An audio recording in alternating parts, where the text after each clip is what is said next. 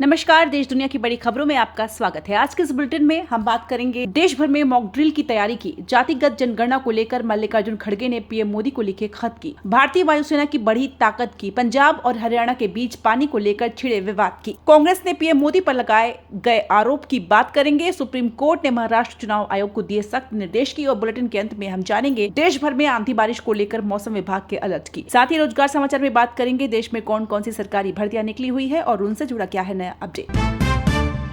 कांग्रेस अध्यक्ष मल्लिकार्जुन खड़गे ने पीएम मोदी को लिखा पत्र, जातिगत जनगणना पर दिए 3 सुझाव। केंद्र सरकार ने 30 अप्रैल को जातिगत जनगणना कराने की घोषणा की थी। ऐसे में कांग्रेस अध्यक्ष मल्लिकार्जुन खड़गे ने प्रधानमंत्री नरेंद्र मोदी को पत्र लिखकर जाति जनगणना की मांग को दोहराया। उन्होंने सर्वे करवाने के लिए 3 सुझाव भी दिए हैं। अपने पत्र में खड़गे ने 16 अप्रैल 2023 में उनके पहले के पत्रों का जवाब नहीं देने के लिए सरकार की आलोचना की। खड़गे ने कहा, मुझे उस पत्र का कोई जवाब नहीं मिला, उसके बाद आज आप खुद स्वीकार कर रहे हैं कि यह मांग सामाजिक हित में है। खड़गे ने पीएम मोदी को सभी राजनीतिक पार्टियों से बात करने की भी सलाह दी। मल्लिकार्जुन खड़गे के मोदी को दिए 3 सुझाव। सर्वे के सवालों का डिजाइन महत्वपूर्ण है। खड़गे ने प्रश्नों को तैयार करने के लिए तेलंगाना मॉडल को अपनाने की मांग की। दूसरा, सरकार से SC ST और OBC के लिए मनमाने ढंग से लगाई गई 50% की आरक्षण सीमा को हटाने का आग्रह किया। उन्होंने दूसरे राज्यों के कानून को भी संविधान की 9वीं अनुसूची में शामिल करने को कहा। तीसरा, संविधान के अनुच्छेद 15(5) को एग्जीक्यूट करने को कहा, जिसे 20 जनवरी 2006 को प्राइवेट शिक्षण संस्थानों में SC ST और OBC के लिए आरक्षण देने के लिए पेश किया गया था। रूस से इसी महीने आ जाएगा जंगी जहाज तमल, ब्रह्मोस मिसाइल से लैस रडार की पकड़ से बाहर, नेवी की ताकत बढ़ेगी। पहलगाम हमले के बाद भारत पाकिस्तान युद्ध की संभावनाओं के बीच भारत की समुद्री ताकत बढ़ने वाली है। रूस में बने एक मॉडर्न स्टील्थ युद्धपोत तमल को भारतीय नौसेना को मई के अंत 28 मई में सौंपा जाएगा। मीडिया रिपोर्ट्स के मुताबिक जून में इसे आधिकारिक रूप से नौसेना में शामिल किया जाएगा। यह जंगी जहाज ब्रह्मोस मिसाइल से लैस होगा, जो रडार की पकड़ में भी नहीं आएगा। तमल युद्धपोत 2016 में हुए भारत रूस रक्षा समझौते का हिस्सा है, जिसके तहत 4 तलवार क्लास स्टील्थ फ्रिगेट बनाए जा रहे हैं। इनमें से 2 रूस के यंत्र शिपयार्ड में और 2 भारत के गोवा शिपयार्ड में बन रहे हैं। सुप्रीम कोर्ट ने जजों की संपत्ति का ब्यौरा सार्वजनिक किया। 33 में से केवल 21 की जानकारी देख सकेंगे। जजों को कैसे चुना, वह नियुक्ति प्रक्रिया भी अपलोड की। सुप्रीम कोर्ट ने अपने जजों की संपत्ति का ब्यौरा अपनी वेबसाइट पर अपलोड कर दिया है। जारी एक बयान में कहा गया कि जुडिशरी में ट्रांसपेरेंसी और जनता का भरोसा बनाए रखने के लिए कदम उठाया गया है। हालांकि वेबसाइट पर 33 में से केवल 21 जजों की जानकारी ही देखी जा सकती है। बाकी जजों ने ब्यौरा केवल सुप्रीम कोर्ट को सौंपा है। सुप्रीम कोर्ट ने एक रिलीज में कहा, सुप्रीम कोर्ट की फुल कोर्ट ने 1 अप्रैल 2025 को निर्णय लिया कि कोर्ट की जजों की संपत्ति का ब्यौरा वेबसाइट पर अपलोड करके सार्वजनिक किया जाएगा। कोर्ट को पहले से मिली जजों की डिटेल्स अपलोड की जा रही है, बाकी जजों की जानकारी मिलने पर अपलोड की जाएगी। फैसला दिल्ली हाईकोर्ट के जज यशवंत वर्मा ने घर से कैश मिलने के विवाद के बाद लिया गया है। जस्टिस वर्मा के सरकारी बंगले में 14 मार्च को आग लग गई थी। फायर सर्विस टीम को वहां अधजले नोट मिले थे। लखनऊ में बजा सायरन, जमीन पर लेट गए लोग। देश भर में मॉक ड्रिल की तैयारी शुरू। पाकिस्तान से तनाव के बीच केंद्र सरकार ने कई राज्यों में मॉक ड्रिल करने के लिए कहा है। गृह मंत्रालय ने राज्यों को 7 मई को सिविल डिफेंस मॉक ड्रिल करने के लिए कहा है। सभी राज्यों को हवाई हमलों से बचने के लिए मॉक ड्रिल का निर्देश दिया है। पिछली बार ऐसी मॉक ड्रिल करीब 54 साल पहले हुई थी। उस वक्त 1971 में भारत और पाकिस्तान के बीच 2 मोर्चों पर युद्ध हुआ था। इस युद्ध के 54 सालों बाद अब देश में मॉक ड्रिल होने जा रहा है। रक्षा मंत्री राजनाथ सिंह ने अपने जापानी समकक्ष जनरल नकातानी सान से मुलाकात की, जबकि रक्षा सचिव राजेश कुमार सिंह ने प्रधानमंत्री नरेंद्र मोदी के साथ बैठक की। जापान के साथ द्विपक्षीय बैठक में दोनों पक्षों ने सभी प्रकार के आतंकवाद की निंदा की और सीमा पर खतरों से निपटने के लिए बेहतर सहयोग और संयुक्त प्रयास की जरूरत पर जोर दिया। एक सरकारी बयान के अनुसार सिंह ने भारत के खिलाफ सीमा पार आतंकवाद की पाकिस्तान की नीति की निंदा की। इसे सरकारी और गैर सरकारी तत्वों के माध्यम से अंजाम दिया जाता है। कांग्रेस ने पीएम मोदी पर लगाया बड़ा आरोप। मल्लिकार्जुन खड़गे बोले, पीएम के पास हमले का इनपुट था, 3 दिन पहले रिपोर्ट मिली, मोदी ने दौरा रद्द किया। कांग्रेस पार्टी के अध्यक्ष मल्लिकार्जुन खड़गे ने आरोप लगाया है कि पीएम नरेंद्र मोदी का कश्मीरी दौरा आतंकी हमले की इंटेलिजेंस रिपोर्ट के आधार पर रद्द किया गया था। उन्होंने रांची में एक कार्यक्रम में सवाल किया था कि केंद्र ने आतंकी हमले पर खुफिया रिपोर्ट होने के बाद भी पहलगाम में अधिक सुरक्षाकर्मी तैनात क्यों नहीं किए थे।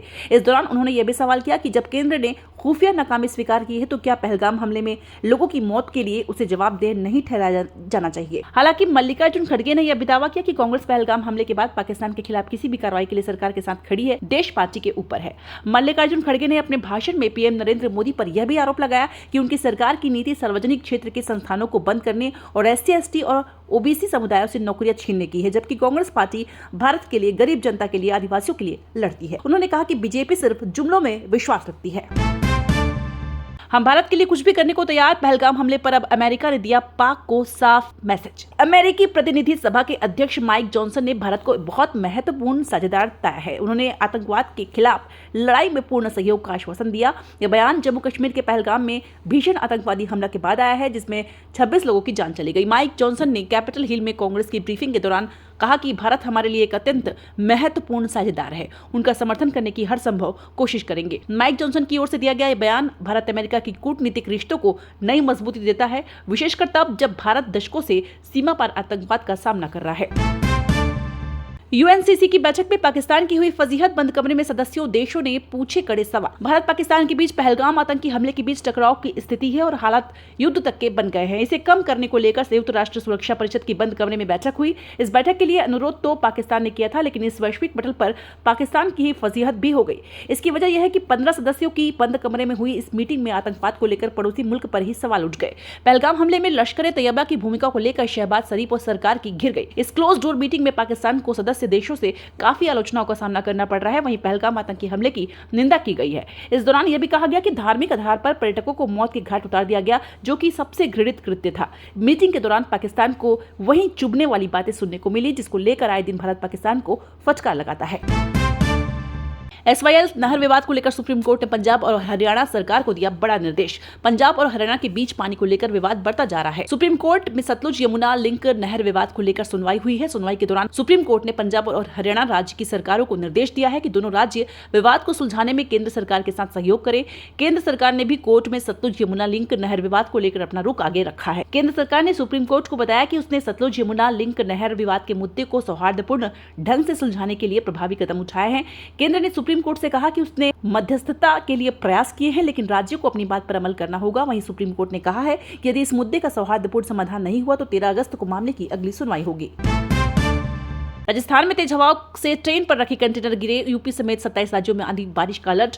एमपी में ओले गिरने की चेतावनी। मौसम विभाग ने उत्तर प्रदेश, हरियाणा समेत देश के 27 राज्यों में आंधी तूफान के साथ तेज बारिश का अलर्ट जारी किया है। मध्य प्रदेश, महाराष्ट्र और उत्तराखंड में ओले गिरने की चेतावनी भी दी गई है। वहीं हिमाचल में गरज चमक के साथ बारिश हो सकती है।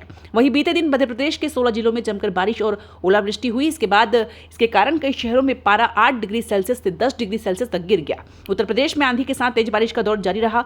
इधर राजस्थान के कई जिलों में बीती रात से आंधी तूफान के साथ बारिश जारी है। पाली में आंधी से चलती ट्रेन पर रखे कंटेनर गिरकर हाई टेंशन बिजली के खंभे से टकरा गए। बूंदी जिले में ट्रांसफार्मर जेसीबी पर गिर गया। भिलवाड़ा, पाली में बारिश के साथ ओले गिरे। आज 18 जिलों में बारिश का ऑरेंज अलर्ट है। बहुजन समाज पार्टी की राष्ट्रीय अध्यक्ष मायावती ने दिल्ली में भारत निर्वाचन आयोग के आयुक्तों से की मुलाकात। उत्तर प्रदेश की पूर्व मुख्यमंत्री और बहुजन समाज पार्टी की मुखिया मायावती ने सतीश चंद्र मिश्रा के साथ भारत निर्वाचन आयोग के आयुक्तों से मुलाकात की। एक्स पर तस्वीरें शेयर करते हुए निर्वाचन आयोग ने लिखा, मुख्य चुनाव आयुक्त ज्ञानेश कुमार और चुनाव आयुक्त डॉक्टर सुखबीर सिंह संधू और डॉक्टर विवेक जोशी ने आज नई दिल्ली स्थित निर्वाचन सदन में राष्ट्रीय अध्यक्ष मायावती के नेतृत्व वाली बहुजन समाज पार्टी के साथ बातचीत की। आयोग ने कहा, भारत के चुनाव आयोग द्वारा विभिन्न हितधारकों के साथ अधिक से अधिक और नियमित जुड़ाव को बढ़ावा देने पर जोर देने के क्रम में ECI ने राष्ट्रीय और राज्य राजनीतिक दलों के साथ बातचीत शुरू की है। ये बातचीत रचनात्मक चर्चाओं की लंबे समय से महसूस की जा रही जरूरत को पूरा करेगी, जिससे राष्ट्रीय और राज्य पार्टी अध्यक्ष अपने सुझावों और चिंताओं को सीधे आयोग के साथ साझा कर सकेंगे। आयोग ने कहा, ये पहल सभी हितधारकों के साथ मौजूदा कानूनी ढांचे के अनुसार चुनावी प्रक्रिया को और मजबूत करने के आयोग के व्यापक दृष्टिकोण के अनुरूप है। बाबा बर्फानी की पहली तस्वीर सामने आई। 7 फीट ऊंचे हिम शिवलिंग के दर्शन को आएंगे लाखों श्रद्धालु। यात्रा 3 जुलाई से रक्षा बंधन तक। कश्मीर के अनंतनाग जिले में अमरनाथ की पवित्र गुफा से बाबा बर्फानी की पहली तस्वीर सामने आ गई है। इस बार बर्फ का शिवलिंग करीब 7 फीट ऊंचा है। इस शिवलिंग के दर्शन के लिए देश भर से लाखों लोग अमरनाथ आते हैं। यात्रा 3 जुलाई से शुरू होगी, जो करीब 38 दिन चलेगी। 9 अगस्त को छड़ी मुबारक के साथ रक्षाबंधन के दिन पूरी होगी। यात्रा के लिए रजिस्ट्रेशन शुरू हो गए हैं। जरूरी मेडिकल सर्टिफिकेट बनवाने की प्रक्रिया चल रही है। 13 से 70 साल की उम्र तक के भारतीय अमरनाथ यात्रा कर सकते हैं। बोर्ड का कहना है कि इस बार पिछली बार से ज्यादा श्रद्धालु आ सकते हैं, इसलिए जम्मू, श्रीनगर, बालटाल, पहलगाम, नुनवान और पंथा चौक पर रुकने और रजिस्ट्रेशन की व्यवस्था भी की जा रही है। सुप्रीम कोर्ट का महाराष्ट्र चुनाव आयोग को दिया गया आदेश, कहा 4 हफ्ते में स्थानीय निकाय चुनाव की अधिसूचना जारी करे। सुप्रीम कोर्ट ने महाराष्ट्र निकाय चुनाव को लेकर फैसला सुनाया है। सुप्रीम कोर्ट ने महाराष्ट्र चुनाव आयोग को निर्देश दिए कि यह 4 सप्ताह के भीतर राज्य में स्थानीय निकाय चुनावों की अधिसूचना जारी करे। पीठ ने यह भी कहा कि राज्य चुनाव आयोग को 4 महीने में चुनाव संपन्न कराने की कोशिश करनी चाहिए। बेंच ने कहा, हमारे विचार से स्थानीय निकायों के समय समय पर चुनावों के जरिए लोकतंत्र के संवैधानिक जनादेश का सम्मान किया जाना चाहिए और इसे सुनिश्चित किया जाना चाहिए। कोर्ट ने यह भी कहा कि महाराष्ट्र में स्थानीय निकाय चुनाव कई वर्षों से लंबित होने के कारण नहीं नहीं हुए हैं क्योंकि ओबीसी आरक्षण से संबंधित कई मुद्दे लंबित हैं, इसलिए आयोग को इस पर जल्दी फैसला लेना चाहिए। एक दिन में सोना 1479 रुपए हुआ महंगा। सोने के दाम में तेजी जारी, साल के अंत तक 1.10 लाख जा सकता है। सोने चांदी के दामों में लगातार उतार चढ़ाव देखने को मिल रहा है। इस बीच एक बार फिर सोने की कीमत में उछाल देखने को मिला है। India Boolean and jewellers association के अनुसार 10 ग्राम 24 कैरेट सोने का दाम 1479 रुपए बढ़कर 96,761 रुपए हो गया है, जो इससे पहले सोना 95,282 रुपए पर था। वहीं 1 किलो चांदी 1,745 रुपए बढ़कर 95,845 रुपए प्रति किलो पर पहुंच गई है, जो एक दिन पहले तक 94,100 रुपए प्रति किलो पर थी। हिमाचल में घरेलू कामगार महिलाओं को मिलेंगे 1500 रुपए। कैबिनेट की इंदिरा गांधी सुख सम्मान निधि योजना में शामिल करने को मिली मंजूरी, कंडीशनल रिलीज होंगे कैद। हिमाचल प्रदेश में दूसरे के घरों में काम करने वाली महिलाएं भी 1500 रुपए की मासिक पेंशन की हकदार होंगी। सीएम सुखविंदर सिंह सुक्खू की अध्यक्षता में संपन्न कैबिनेट मीटिंग में ऐसी महिलाओं को इंदिरा गांधी प्यारी बहना सुख सम्मान निधि योजना में शामिल करने को स्वीकृति प्रदान की गई। इस निर्णय से प्रदेश की सैकड़ों महिलाएं लाभान्वित होंगी। कैबिनेट ने हिमाचल की जेलों में बंद कैदियों को कंडीशनल रिलीज करने की मंजूरी प्रदान की। राज्य सरकार के पास जेलों में बंद अच्छे व्यवहार वाले कैदियों को रिलीज करने के लिए प्रस्ताव आए थे। वहीं कैबिनेट ने शर्त रखी कि भविष्य में भी इस बात का ध्यान रखा जाए कि यदि कैदियों का व्यवहार जेल से छूटने के बाद गलत हो जाता है तो और वह गैर कानूनी गतिविधियों में शामिल होता है तो उसकी रिलीज को कैंसिल किया जाए। आटा पाटा गेंदड़ी खो खो स्कूली सिलेबस में शामिल। एनसीईआरटी ने 7वीं की किताब में शामिल किए देसी खेल। नई किताब खेल यात्रा तैयार। National council of educational research and training यानी एनसीईआरटी की कक्षा 7वीं की शारीरिक शिक्षा की नई किताब खेल यात्रा में विभिन्न राज्यों के देसी खेलों को शामिल किया गया है। इसमें स्टूडेंट्स अब भारतीय संस्कृति से जुड़े ट्रेडिशनल गेम्स और एक्टिविटीज सीख सकेंगे। एनसीईआरटी ने नेशनल एजुकेशन पॉलिसी यानी एनईपी 2020 की जरूरत के हिसाब से यह बदलाव करने का निर्णय लिया है। एनसीईआरटी के डायरेक्टर दिनेश प्रसाद सकलानी ने अपनी भूमिका में लिखा है कि यह किताब मोटर स्किल्स डेवलप करने और बच्चों को बैडमिंटन, फुटबॉल और कबड्डी जैसे टीम खेलों में भाग लेने के लिए डिजाइन की गई है। खेल यात्रा फिजिकल एक्टिविटी के महत्व और जीवन के लिए जरूरी मूल्यों को बताती है। इसमें समावेशन, लैंगिक समानता और सांस्कृतिक जुड़ाव जैसी क्रॉस कटिंग थीम्स को शामिल किया गया है। क्रिकेट किसी की जागीर नहीं, गौतम गंभीर ने आलोचकों को दिया करारा जवाब। गंभीर ने जीत पर कहा कि इसको लेकर सोच बदलनी चाहिए। उन्होंने कहा, चैंपियंस ट्रॉफी मैंने नहीं जीती है और ना ही किसी कप्तान ने जीती है, इसमें हर किसी का योगदान है, यह सोच बदलनी चाहिए। गंभीर ने आलोचकों से जुड़े सवालों पर कहा कि मुझे अभी 8 महीने ही हुए, अगर रिजल्ट नहीं आएंगे तो लोग मेरी आलोचना करेंगे, ये उनका काम है। लेकिन कुछ ऐसे भी लोग हैं जो 20-25 साल से कमेंट्री कर रहे हैं, उन्हें लगता है कि क्रिकेट उनकी जागीर है। उन्होंने मेरे रिकॉर्ड और प्राइज मनी से लेकर हर चीज पर सवाल उठा दिया। उन्होंने क्रिकेट में हार और जीत को लेकर कहा, ऐसा कभी नहीं होता कि ग्राफ हमेशा एक ही तरह से जाएगा। मैं इसके लिए हमेशा तैयार रहता हूं। मेरे काम देश को गर्व महसूस करवाना है। दोस्तों, हमें उम्मीद है कि ये बुलेटिन आपको पसंद आई होगी। आपकी राय हमारे लिए बेहद बेहद कीमती है, तो कमेंट करके जरूर बताएं कि कौन सी खबर ने आपको सबसे ज्यादा प्रभावित किया। ऐसे ही धमाकेदार अपडेट्स के लिए हमारे चैनल के साथ बने रहे। हमारे चैनल को सब्सक्राइब करें और बेल आइकन को जरूर प्रेस करें ताकि हर नई वीडियो का नोटिफिकेशन आपको तुरंत मिले। तो दोस्तों, अगली बुलेटिन तक के लिए खुद का ख्याल रखें और अपने दोस्तों के साथ इस वीडियो को शेयर करना ना भूलें। मिलते हैं जल्द ही, तब तक के लिए ढेर सारी शुभकामनाओं के साथ। जय हिंद, जय भारत। अपना ख्याल रखें।